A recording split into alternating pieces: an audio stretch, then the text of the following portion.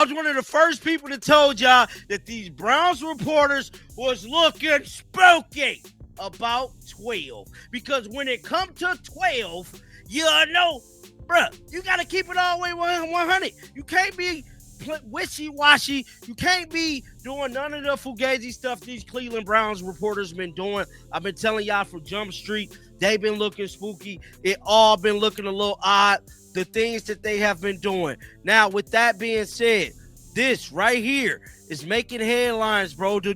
You won't believe this actually happened. A reporter swung for headlines and tripped into a legal minefield after wild false claims about Shedeur Sanders lit the internet on fire. Now, lawyers are circling, reputations are wobbling, and one microphone might cost millions. Buckle up, this story goes off the rails.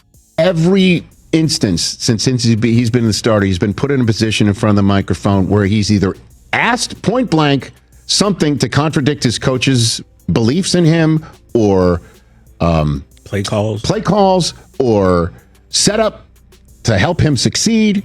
Every single situation has either been point blank asked of him, or in this situation, the football gods place a legit question in front of him through the media saying, are you upset to be taken off the field? Cleveland woke up to chaos, the kind that smells like coffee, legal fees, and regret. 1 minute, it was just another loud sports debate swirling around Shedeur Sanders, and the next minute, a reporter was sprinting headfirst into a defamation buzzsaw with cleats on.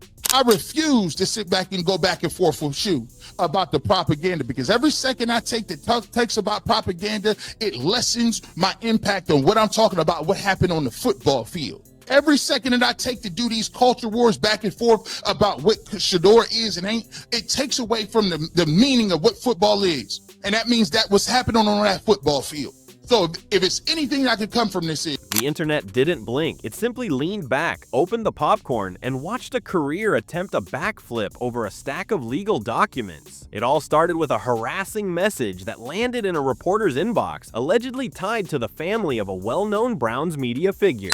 I understand that Shedeur is a lightning rod. I understand there are a myriad of reasons that you might not like him, including some that are really just stupid, petty, and some that are just really horrific.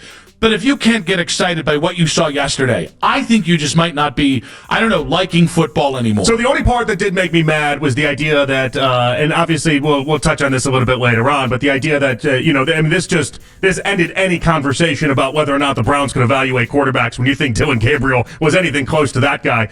The message was messy, aggressive, and reckless in tone, the kind of thing that practically begs to be screenshot. Instead of doing what any cautious journalist would do, the story was launched into the public like a fireworks display in a dry forest. No pause, no deep verification, just vibes and confidence. Then reality showed up with a receipt book. I thought it was going to be impossible to have him have a game like he did yesterday, and the prevailing thought afterwards wasn't going to be anything but Stefanski's awesome, wow, look at the work that he did.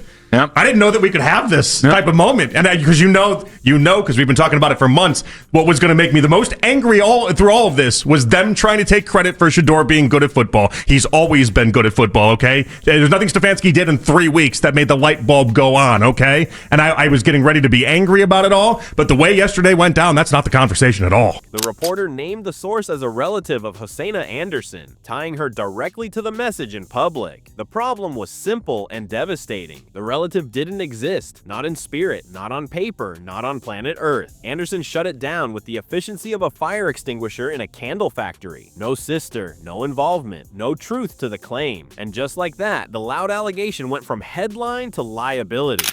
Dog, like, I just gotta keep it real. It says this defamatory accusation from Akron Jackson of The Athletic on his podcast is categorically false.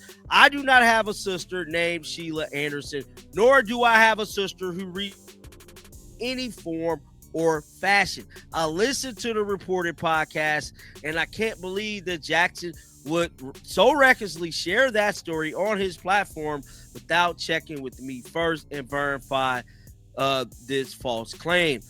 The situation escalated from awkward to radioactive in record time. What had been framed as a family-linked harassment story suddenly looked like a textbook example of reckless reporting, the kind of journalism schools use in slide presentations titled "What Not to Do If You Enjoy Employment." The reporter tried to soften the fallout by admitting that messages from strangers arrive constantly, and that perhaps this one should not have been shared publicly. He's knocked out of the park, whether he's turning to somebody saying, "Oh, you're just trying to start trouble, huh?" Or, "Hey, everybody wants the ball, but we practiced it." He could have easily been, "Why would you take me out in the same way you did?" And it would be just, he's making it about himself. Oh, his dad's making videos of him coming to the game and hugging his son up before the game. It's only about the Sanders. Every single time he has nailed it when put in a position by either the media or the football gods to second guess his coach or the setup. Unfortunately, that explanation landed with all the grace of a parachute deployed after impact, because this wasn't a private group chat mistake. This was broadcast to a massive audience on a major Browns platform, where speculation travels faster than facts, and rumors are treated like halftime entertainment. You can't call that play there. That play cannot happen. I don't care if the play gets executed correctly. So for the people out there who say, well, John's arguing this, it's easy to dislike something when it doesn't work. Keep the ball on the guy who got you 350 yards. Keep the ball in his hands. In what league, what team doesn't keep the ball in the hot man's hands? This is basic football. And they just continue to try to outthink, outsmart, outdo. And all they're doing is losing.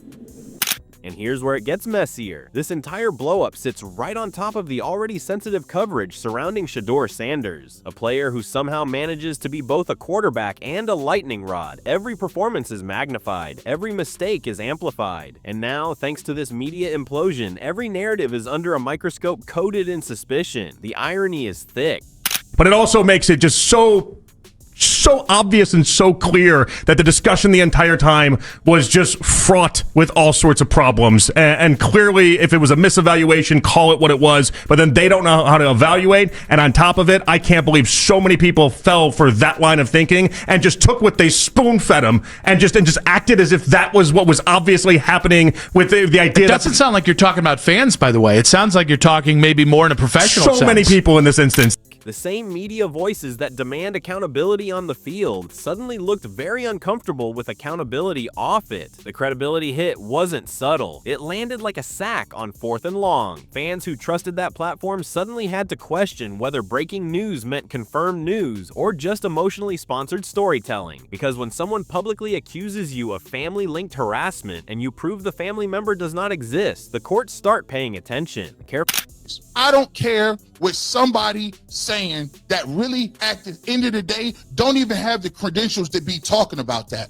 You know how people get their platforms validated? It's about how many clicks, how many comments, and how much energy you put into it. So why would I put energy effort into people who don't put energy effort into analyzing, breaking down, or talking about the game of football? I don't want to be on the back of the New York Post. I don't care for tabloids. I care for touchdown passes and yards and playing well. That got to be the focus. Fully worded statements suddenly carry very loud implications. Appropriate action becomes the polite way of saying courtroom lighting is about to get very familiar. The damage rippled outward. The podcast now has a credibility question hovering over every future episode like a permanent dark cloud. Not because one mistake defines a brand, but because this one mistake was loud, emotional, and completely avoidable. 10,000 listeners heard something that should never have left a private inbox. That number matters when lawyers start counting impact. That was a joke.